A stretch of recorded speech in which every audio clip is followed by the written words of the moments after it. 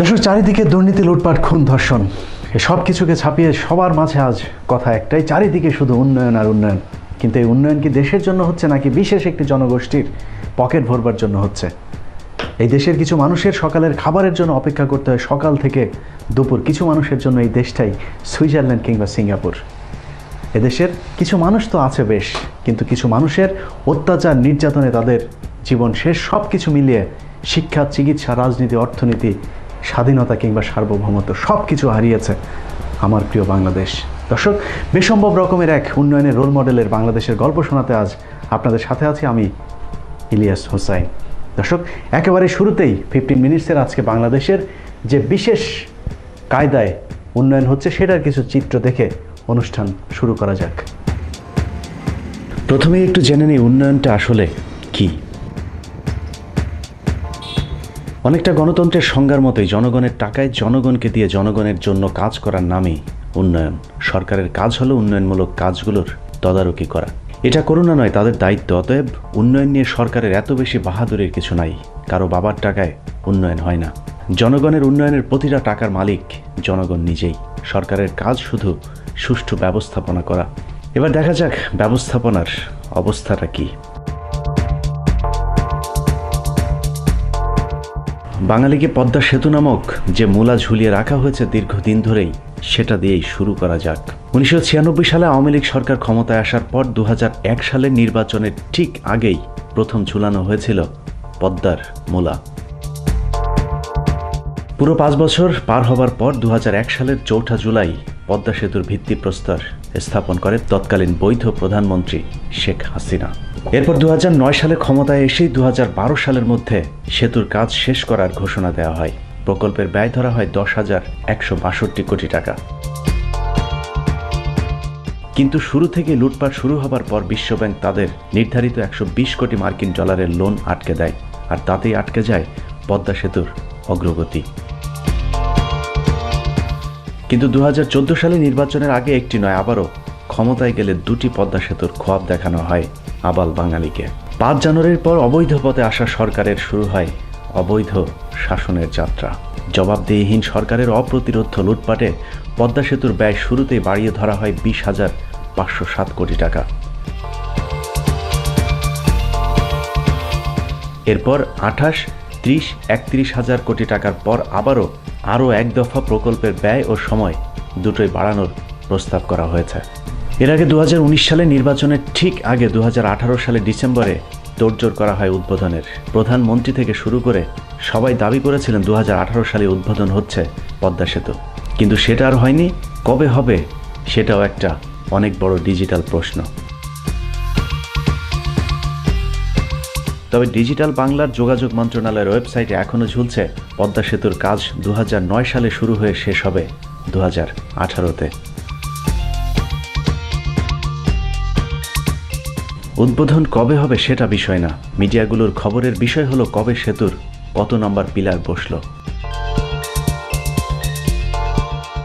বিশ্বব্যাংকের নামে মাত্র সুদের লোন বাতিল হওয়াতে দেশের অর্থনীতির যে কতটা ক্ষতি হয়েছে সেটা আলোচনা বাদ দিয়ে নিজেদের অর্থায়নে পদ্মা সেতু তৈরির সাহসিকতা দেখিয়ে শেখ হাসিনা নাকি এখন পৃথিবীর শ্রেষ্ঠ প্রধানমন্ত্রীদের একজন। সেই সাথে নোবেল পুরস্কারটাও নাকি হাতছাড়া হয়েছে অল্প একটুর জন্যেই। বঙ্গবন্ধু কন্যা শেখ হাসিনা, আমরা আজকে গর্ববোধ করি এই বিশ্বের আজকে 3 জন সেরা সৎ ক্ষমতাধর রাষ্ট্রনায়কের একজন হচ্ছে আমাদের প্রধানমন্ত্রী শেখ হাসিনা। সারা বিশ্বের 4 জন পরিশ্রমী রাষ্ট্রনায়কের একজন হচ্ছেন বাংলাদেশের প্রধানমন্ত্রী শেখ হাসিনা। বাংলাদেশে গত 44 বছরে সবচেয়ে সৎ রাজনীতিকের নাম শেখ হাসিনা। এরকম অসাধারণ এক প্রধানমন্ত্রীর দেশের প্রধান সড়ক এটি। মানহীন এরকম পিচ ঢালাইয়ের মতোই খুন, ধর্ষণ, ভোট চুরি, দুর্নীতি, লুটপাটকে ঢেকে দেওয়ার চেষ্টা চলছে উন্নয়ন নামের মিথ্যে কার্পেট দিয়ে।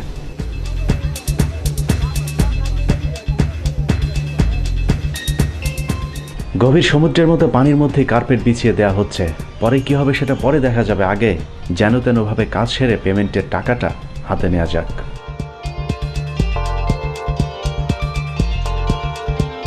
এদেশে উন্নয়নের উদ্দেশ্য জনগণ কিংবা দেশের উন্নয়ন না, উন্নয়নের আসল উদ্দেশ্য অনুমোদন দেওয়া প্রকল্পের বরাদ্দকৃত টাকা উপর থেকে নিচ পর্যন্ত নেতা কর্মীদের মধ্যে ভাগাভাগি করা।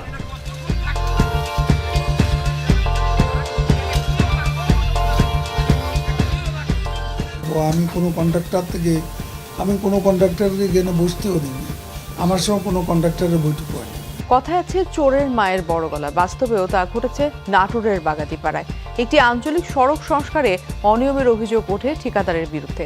সড়ক বিভাগের এক প্রকৌশলী সেটির প্রতিবাদ করলে ঠিকাদারের সুর তো নরম হয়ই নেই, উল্টো দেওয়া হয় হুমকি ধামকি।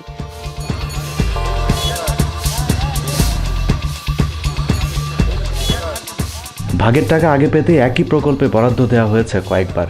মন্ত্রী এমপি ঘুরে শেষ পর্যন্ত যেটুকু এসে পৌঁছায় সেটুকুতেও যা হবার তাই হচ্ছে। প্রাইম কোর্ট ছাড়াই যদিও প্রাইম কোর্ট করেন তাহলে এক সপ্তাহ আগে এখানে এই রাস্তার প্রাইম কোর্ট করেছিলেন, কিন্তু পিচ ঢালার সময় প্রাইম কোর্ট যদি উঠে যায় তাহলে আমরা জানি যে পিচ ঢালাই করার আগে ট্যাক্স করার কথা। আমার দামি পোশাক এগুলো কিন্তু আমার কেনা, এটা আমি পাই। হয়তো আমাকে অনেকে ভালোবাসে, আমার অনেক কর্মী আছে, তারা বিদেশে আছে, আসার সময় আমার জন্য একটা স্যুট নিয়ে আসে। তারপরে এই তো গতকাল সিঙ্গাপুর থেকে একজন 3টা কোটি ওখান থেকে মানিয়ে নিয়ে আসছে। কোথাও সেতু আছে রাস্তা নাই, কোথাও সেতুর নিচে খুঁটি নেই, কোথাও বা সেতু রাস্তা দুটোই আছে খুঁটির ভেতর রড নাই। শক্তিশালী নৌকার ধাক্কায় দুর্বল ব্রিজের আত্মহননের চিত্র আমরা দেখেছি ডিজিটাল এই বাংলাদেশে।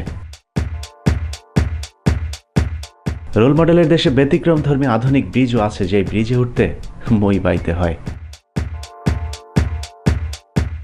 শিহরিত হবার মতো উন্নয়নের এমন বাজারে অনেক স্থাপনা আছে যা উদ্বোধনের আগেই ভেঙে পড়েছে।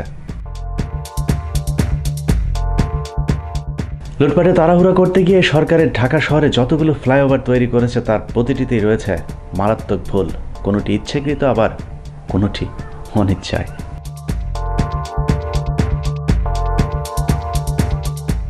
বাংলাদেশের পাশের শহর কলকাতায় গত বছরে উদ্বোধন হয়েছে মহানগরীর দীর্ঘতম পরমা ফ্লাইওভার। 8.14 কিলোমিটার দীর্ঘ ফ্লাইওভারের ব্যয় হয়েছে 392 কোটি টাকা, যার কিলোমিটার প্রতি ব্যয় 48 কোটি 15 লাখ টাকা। সম্প্রতি চীনের 100 কিলোমিটারের দীর্ঘ 5টি ফ্লাইওভার নির্মাণে কিলোমিটার প্রতি ব্যয় হয়েছে 50 কোটি টাকা। মালয়েশিয়ায় 10.5 কিলোমিটারের দীর্ঘ 5টি ফ্লাইওভার নির্মাণে কিলোমিটার প্রতি ব্যয় 57 কোটি 71 লাখ টাকা। অথচ 2108 কোটি টাকা ব্যয়ে নির্মিত হানিফ ফ্লাইওভারের কিলোমিটার প্রতি নির্মাণ ব্যয় হয়েছে 180 কোটি টাকা।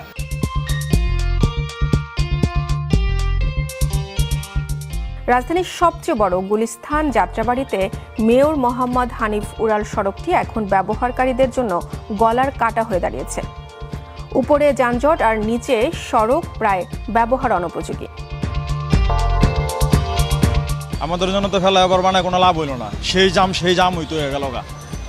আগে আইতাম 5 মিনিটে, এখন মনে করেন মাঝখান দিয়ে একটু আহে, মাঝখানে করে কি জাম লাগিয়ে জায়গা, পরে কয় কি নামে যান গুলিস্তান অনেক কি করুম, টাকা তো নিয়ে যায় 20 টাকা করে বাড়া। নিচের রাস্তা বন্ধ করে সবাইকে ফ্লাইওভারে উঠতে বাধ্য করা হয়েছে, যার জন্য সেই কোম্পানির মালিক এখন সিঙ্গাপুরের 10 ধনীর মধ্যে একজন। অনেকের মতে কুইক রেন্টাল সহ বেশ কিছু প্রকল্পের টাকা পাচার করে কর্নেল ফারুক খান ও তার ভাই এখন বিশ্ব ধনীদের একজন।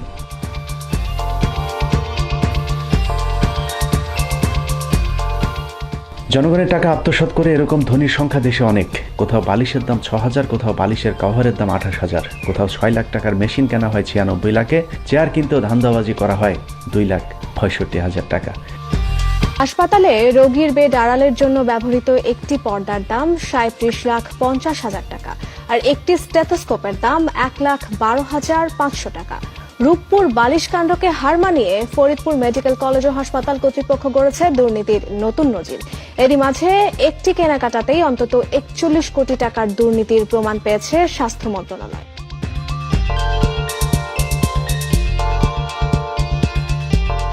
স্বাস্থ্য খাতের এই লুটপাটের টাকায় সাবেক মন্ত্রী নাসিম এখন নিউ ইয়র্ক শহরের সবচেয়ে ধনীদের একজন। অনুসন্ধানে দেখা গেছে কেবল জ্যামাইকার আফতাব স্কাইভিউতে কয়েক মিলিয়ন ডলারের 16টি অ্যাপার্টমেন্টই নয়, বরং নিউ ইয়র্কে আরও অসংখ্য ভবন ও অ্যাপার্টমেন্টের মালিক হচ্ছেন নাসিম পুত্র তমাল, যার মধ্যে জ্যামাইকা অঞ্চলের 148 স্ট্রিট বিটুইন 89th অ্যাভিনিউর উপর নির্মাণাধীন এই ভবনটি গড়ে উঠেছে স্বাস্থ্যমন্ত্রী পুত্রের বিনিয়োগে।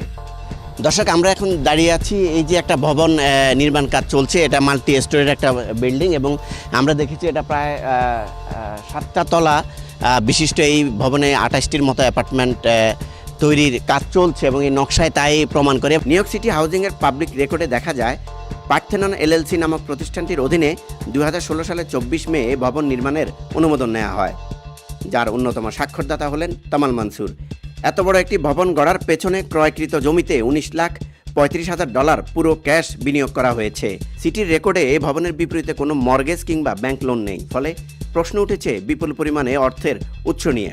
এখানেই শেষ নয়, এই আওয়ামী জাহিলিয়াতের যুগে কোরআন শরীফ ছাপানোর নাম করেও আওয়ামী আলেম ছেড়ে দিয়েছেন 17 কোটি টাকা।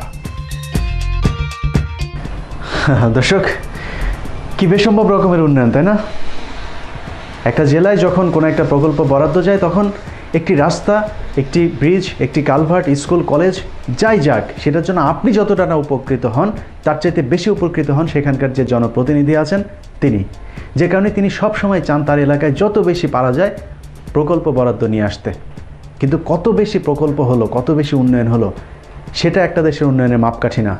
সেই উন্নয়ন, সেই প্রকল্প কতটা জবাবদিহিতামূলক ছিল, কতটা স্বচ্ছ ছিল, সেটাই হচ্ছে মূল দেখার বিষয়। পদ্মা সেতু প্রকল্পের কথা আপনাদের নিশ্চয়ই মনে আছে। 12,000 কোটি টাকার প্রকল্প এখন অর্ধশত হাজার কোটি টাকায়। বাংলাদেশের একজন মানুষের যে গ্যাস, কারেন্ট যেগুলোর বিল ছিল, সেই বিলের এখন কত, 6 বছর 10 বছর আগে কত ছিল সেটা আপনারা নিশ্চয়ই জানেন। অতএব যে প্রকল্পগুলো হচ্ছে, যে উন্নয়ন প্রকল্পের নামে যে মহা লুটপাট চলছে, সেটা কেমন হচ্ছে সেটা আপনারা এরই মধ্যে জানেন। আমি আজকে এমপি, মন্ত্রী, প্রধানমন্ত্রী পর্যন্ত যাব না, শুধুমাত্র খুব ছোট একজন ওয়ার্ড কাউন্সিলরের কত টাকা আছে এবং কত লুটপাট সে করেছে সেটাই আজকে দেখাবো, এবং সেটা দেখার জন্য এই মুহূর্তে আপনাদেরকে ওমানে নিয়ে যাচ্ছি। চলুন। বর্তমানে অবৈধ সরকারের লুটপাটকারী নেতারা কত দেশে কত হাজার লক্ষ মিলিয়ন ডলার পাচার করেছে সেটার ছোট্ট একটা নমুনা এখন 15 মিনিটসের হাতে। অনুসন্ধান বলছে যুবলীগের কয়েকজন কেন্দ্রীয় নেতা মিলে শুধুমাত্র মধ্যপ্রাচ্যের ওমানেই পাচার করেছে কয়েক হাজার কোটি টাকা।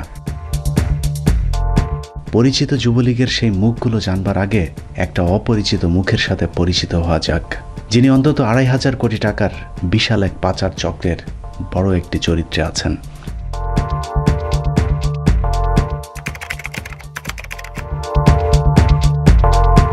হাফেজ মোহাম্মদ ইসমাইল, গ্রামের বাড়ি গাজীপুরের কাপাসিয়া। অতি দরিদ্র পরিবারের খেটে খাওয়া যুবক ইসমাইল এক সময়ের চরমোনাই পীর সাহেবের ভক্ত আশেকান থেকে যুবদল হয়ে তারপর সবশেষ এখন ওমান যুবলীগের বিরাট বড় এক নেতা।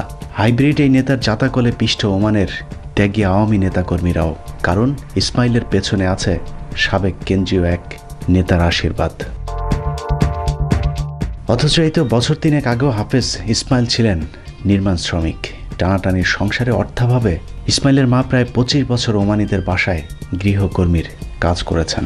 রাতারাতি শ্রমিক থেকে ইসমাইল এখন ওমানে অর্ধশত কোম্পানির মালিক।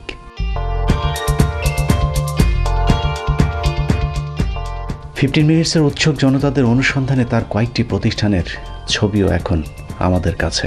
অনুসন্ধানে দেখা যায় ওমানের রাজধানী মাস্কাটের আল হিল শহরের অভিজাত restaurant, VIP salon, fresh meat ও চিকেন শপ, ল্যান্ড ক্রুজার গাড়ি, ট্রাভেল এজেন্সি থেকে শুরু করে ফটোশপ, ল্যাব, ইলেকট্রিক অ্যান্ড ইলেকট্রনিক্সের ব্যবসা রয়েছে হাফেজ ইসমাইলের।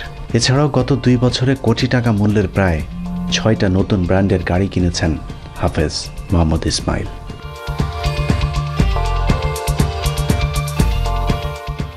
সিনেমার গল্পের মতো বদলে যাওয়া ইসমাইলের দিন বদলের গল্পের আসল রহস্য জানতে আবারও যেতে হবে সেই উৎসুক জনতার কাছে। ওমানে গুরুত্বপূর্ণ একটি পদে থাকা একজন কর্মকর্তা আমাদেরকে যে তথ্য দিয়েছেন তা রীতিমতো ঘাবড়ে যাওয়ার মতো। সেই কর্মকর্তার সহায়তায় আমরা ওমানের বাণিজ্য মন্ত্রণালয়ের ওয়েবসাইট থেকে ব্যক্তিগত অতি গোপনীয় সিআর রেজিস্ট্রি ইনফরমেশন থেকে কিছু গোপন নথি পাই, যেখানে দেখা যায় ওমানের মাস্কাটের আল hill, Mabela, Al Khoud, Al Rumais, Saad Al Khaleej trading company, Anwar Al Khaleej, Al Amira, Al Baraka সহ দেশটির বিভিন্ন শহরে অন্তত 19টি কোম্পানির লাইসেন্স রয়েছে ইসমাইল গংদের। গোপনীয় সেই নথিতে দেখা যায় 2018 সালে চালু করা কমার্শিয়াল রেজিস্ট্রেশন নাম্বার 1213811 এর অধীনে তাদের রয়েছে 6টি কোম্পানি। 2018 সালে শুরু করা কমার্শিয়াল রেজিস্ট্রেশন নাম্বার 1320854 এর অধীনে রয়েছে আরও 3টি কোম্পানি। CR 1330922 নম্বরের অধীনে কোম্পানি রয়েছে আরও 6টি।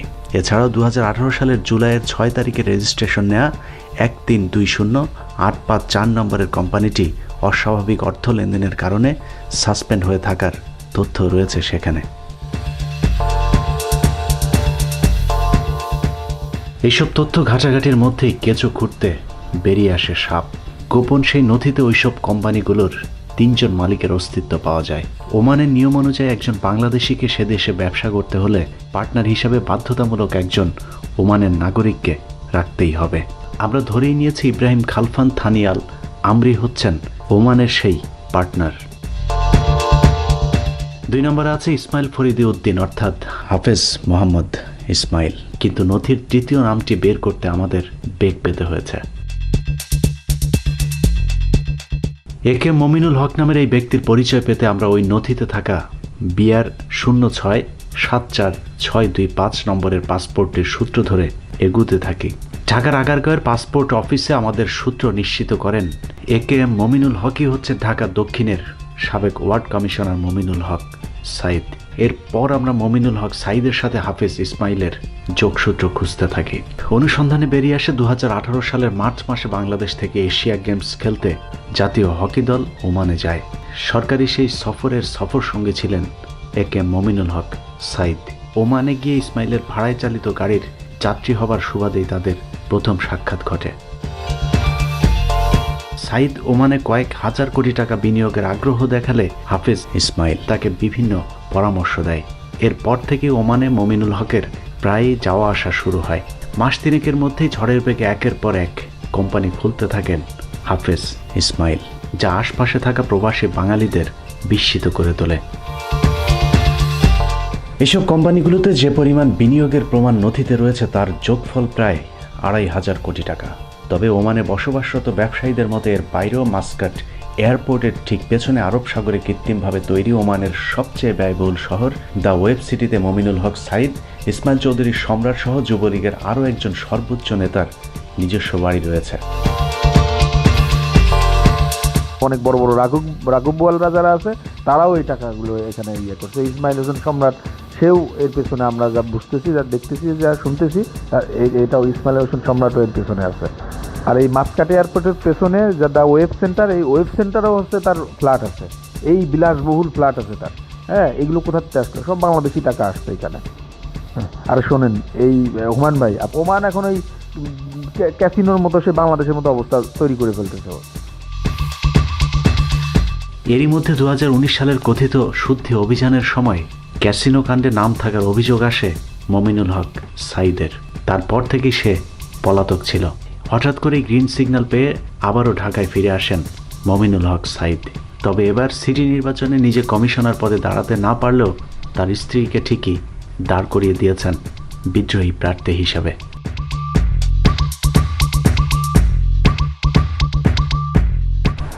দর্শক, এরা যা দেখলেন একজন সামান্য ওয়ার্ড কাউন্সিলরের জীবনের গল্প। একজন ওয়ার্ড কাউন্সিলর যদি এত টাকার মালিক হয়ে থাকে, তাহলে তার উপরে সিটি মেয়র, এমপি, মন্ত্রী কিংবা তার উপরে যারা আছেন সকিনা, মর্জিনা, রেহানা, যেই থাকুক, তারা কত টাকা লুটপাট করেছে শুধু একটু অনুমান করলেই বুঝতে পারবেন। যে কারণে আমি যেটা বলতে চাই, ছন্দের সাথে ছন্দ মিলিয়ে কথা বললেই দীর্ঘদিন ধরে সমাজ রাজনীতির যে ছন্দ পতন ঘটেছে সেটা বন্ধ করা যাবে না। যে কারণে প্রতিবাদ করতে হবে এখন মানে ঠিক এখনই। উন্নয়নের নামে আর একটি টাকাও লুটপাট নয়। দিনের ভোট দিনেই হতে হবে, রাতের ভোটে আর রাজা নয়। ভুলে গেলে আপনারা চরম ভুল করবেন। এই দেশটা স্বাধীন হয়েছিল গণতন্ত্রের জন্য, রাজতন্ত্রের মোড়ক দিয়ে পেঁচানো আধা গণতন্ত্রের জন্য নয়। আল্লাহ হাফেজ।